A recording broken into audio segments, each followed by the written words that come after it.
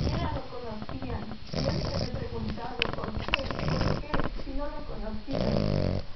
Javier Esteban fue una de las víctimas. Tenía 25 años. Mariluz